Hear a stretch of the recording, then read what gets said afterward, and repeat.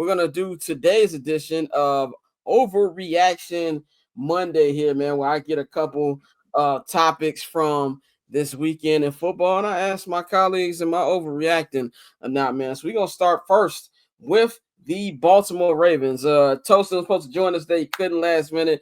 Definitely mad he didn't come. I wanted to talk about his Ravens losing yesterday, 18-16 to the Pittsburgh Steelers.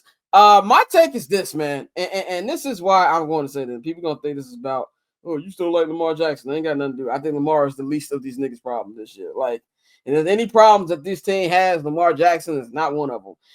They are currently the 6th seed in the AFC, and they are also currently in their division second.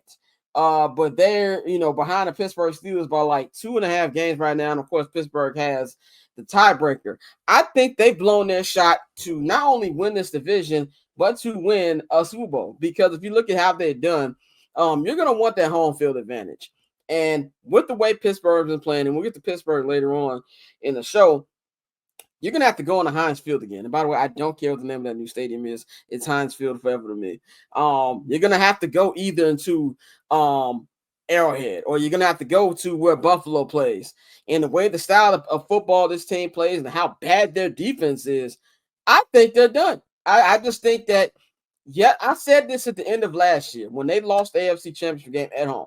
That was their best shot. Because when you have a chance like that to beat the Kansas City Chiefs, and we thought that was the lowest it was going to get offensively, but then this year happened, we said that's when you got to get them. And I don't blame, even though Lamar Jackson threw a duck in the end zone, I don't blame Lamar for that game. I blame John Harbaugh and to say, you know what? We're going to stop doing what we do well, which is run the football and prove to y'all that Lamar can pass. And so when you blow an opportunity like that, and if you look at the NFC with the Niners blowing a couple opportunities these last couple years, eventually you're going to come back down to reality. And I really feel like they are dealing with that right now. And I think they're done. I think they'll be a wild card team. I think they'll make the playoffs, but they very much have first round exit written all over to me. Mikey, what you think about the Ravens? Do you think I'm overreacting about their division and playoff chances? And what did you see from them, not just last night, really this entire season? They've also lost a lot of games they've had no business losing. Yeah, I think for the division they might be cooked. That's a tough hill to climb. You still have Steelers again, Eagles, the Chargers team that not many of us really thought would be much of anything this year, and they're proven to be one of the better teams in the AFC. You got the Texans on Christmas, like you said. I think you're gonna need some help. They're gonna have to get back here in the W column and take care of business, but also they're gonna need Russell Wilson to probably have one of those Russell Wilson type games. And he had one yesterday. Exactly. There was a prime. And you know what? And listen, they lost by 2, and Justin Tucker missed 2 kicks. That game was there to win. Justin Tucker missed 2 kicks. Derrick Henry fumbled for the first time in like 3 seasons. Sometimes it be like that. Division games are like that. We saw that, in real time with the Bears-Packers game. So they're just going to need a little bit of help right now. I think they kind of, now you're talking about 7-4 wild card spot. You got a team like the Chargers that's playing for a wild card spot. So you got a really big Monday Night Football game coming up against a team here that, you're going to be playing for seeding.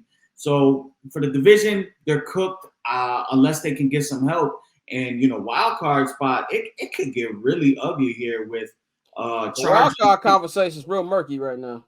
Yeah, you got Chargers, Eagles back-to-back, and then Giants, that's a layup. Steelers, Texans, Browns, so they got a tough one there. And, I think the Steelers have a pretty decent schedule here coming up. I know they still have some games in the division. They got 2 with the Browns and 2 with the Bengals still. Chiefs, 1 more with the Ravens, Eagles. It's gonna be a close one. It's gonna be a close one. Like I said, the way the Steelers are playing, it's gonna have to come down to Russell Wilson tricking off and the other team really taking advantage for them to get back in that division. I've got some Steeler takes, but I'm gonna save that for later in the show. Let's go on to my next overreaction. Bo Nix and the Denver Broncos blew out the Atlanta Falcons yesterday, 38-6. They just kind of outclassed all the way. I think that was Raheem Moore's worst coaching job this season. Bo Nix was 28 of 33, 307 yards passing, and count them, 4 touchdowns, which leads to his total. He has 2,275 yards passing, 14 touchdowns, and 6 interceptions. My overreaction is he is going to steal the offensive rookie of the year away from Jaden Daniels. Now, I'm going to shoot Jaden a little bail. I feel like he has played a little bit worse because of his injury.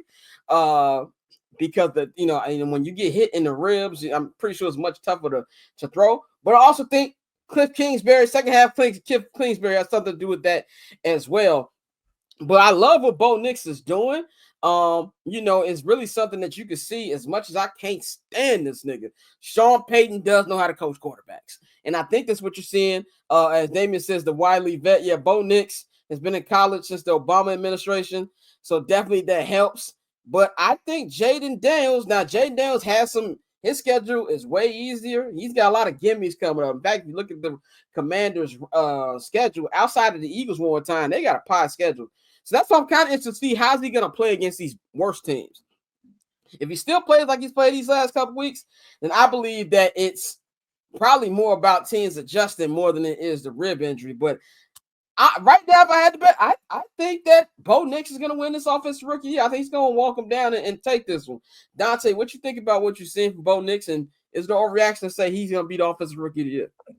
Oh, no, it's not overreaction at all. I think he actually will end up being offensive rookie of the year, but this goes back to coaching and putting your player in a position to succeed. Like I said, we know how we feel about Sean Payton here on this show, but I mean, like you said, you got to tip your cap to him because he does a great job of coaching quarterbacks. And so, real quick, this is from ESPN stats.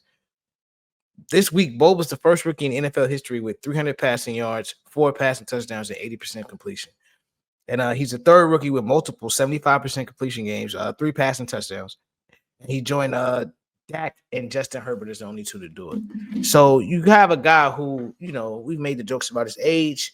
And this also may be one of those things where, that allows people to walk back the whole age conversation when it comes to rookie quarterbacks. Because, with him and Michael Penix, you have a lot of people who say, well, they late 20s as starters, even though Bo is we joke about Bo, but how old is Bo Nix? He's 24, 25? That's a good question. I got it right here. Because he's not as old as people say he is. Bo Nix is going to be 25 in February.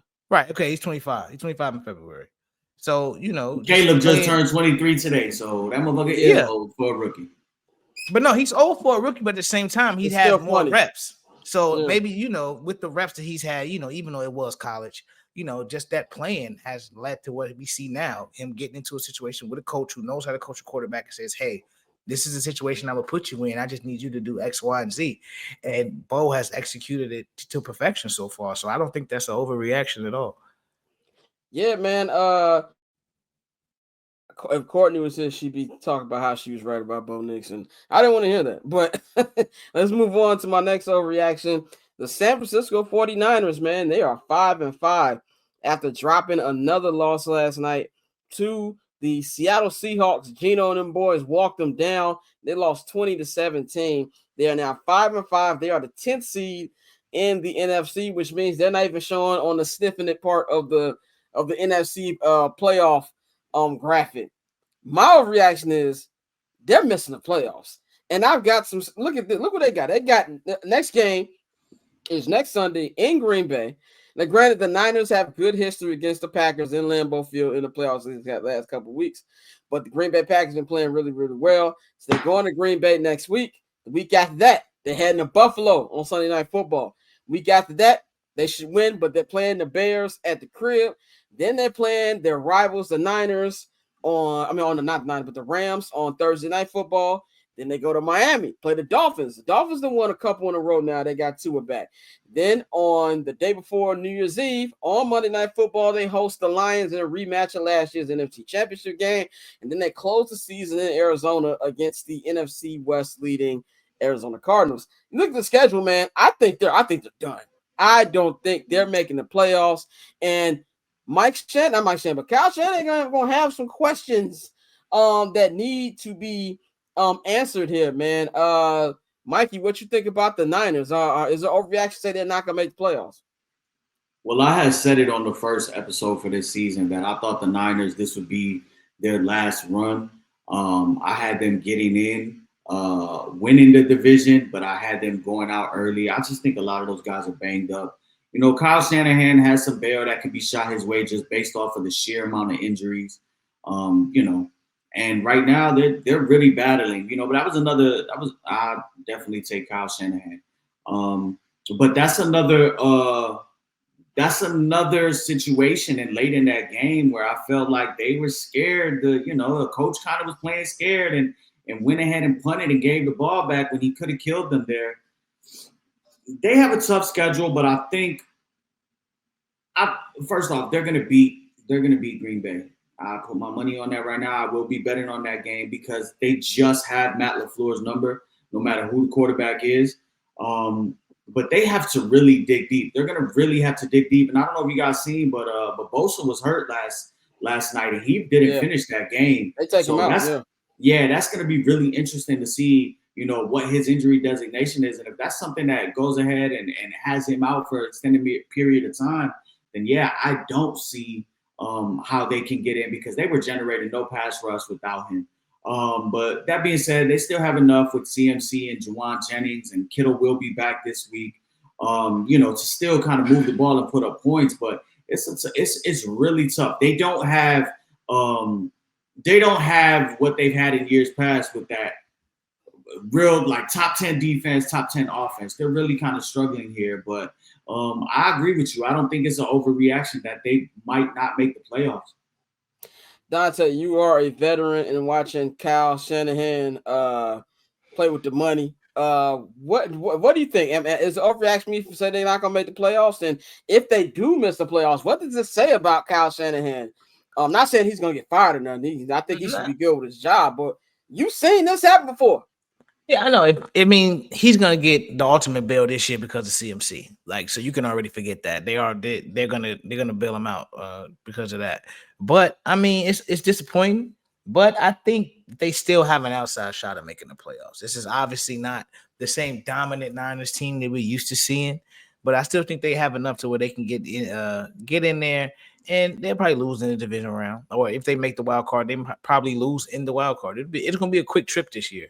But we're not seeing that same dominant Niners team. So everybody's just quick to write them off. But if McCaffrey can, start to build up, get back in the game shape, I think he'll be a key part of that offense, and they'll still be able to put some points on people. So I think right now it just looks nasty because of what we're used to seeing out there, but they'll still make the playoffs.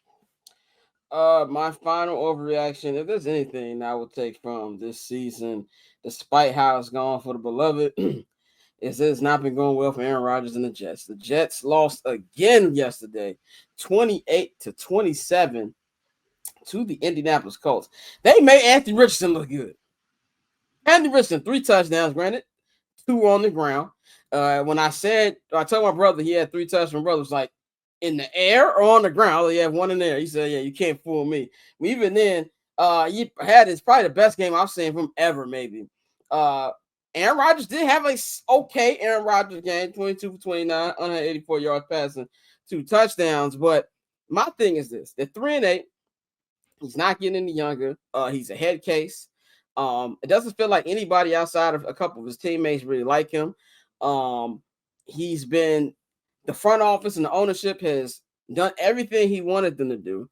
They got Devontae Adams. That's money they got to pay him and Devontae.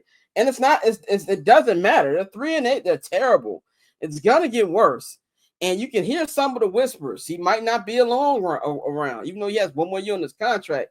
My overreaction is the Jets are going to find a way to force Aaron Rodgers to retire so they can go in here, try to get one of these higher draft picks and actually start this thing over probably the 500th time in their history and close the chapter on this because it's obviously not working. I'm going to go to Dante, man. Dante, do you think it's overreaction to say that the Jets are going to try to force their way out of this Aaron Rodgers situation? I don't think you really got to force your way out of it because didn't he what did he do with his money? So he don't have no guaranteed money left, right? Nah, he don't have any guaranteed money left. It's like $1 million or some shit. So get him out of there if you want to, because I think it's a situation now where, what are the Jets gonna do? Because you remember Woody Johnson, he usually jumps in Trump's cabinet whenever, last time Trump got elected, he was working for the White House, so Yeah, he's the key hog in that Jets organization. Obviously, not only as the owner, because he's a very vocal owner. So at this point, does he even give a fuck? Like, we tried it, it didn't work. All right, I got shit to do. I'm finna go over here. So it's really a matter of I'm gonna go. What does he want to do? Yeah. So no, I don't know about forcing them to retire. They may simply just say, "Hey, bro, we don't owe you no money. Peace out," and take Hackett with you, and go from there. So cool. Triple double hat trick, I know the code too. Ice trade, go for trade, yeah we cold too. Getting paper on these player haters, old news. Money on the other line, so I'm not gonna hold you. Money on the other line, so I'm not gonna hold you. Money on the other line, so I'm not gonna hold you. Money on the other line, so I'm not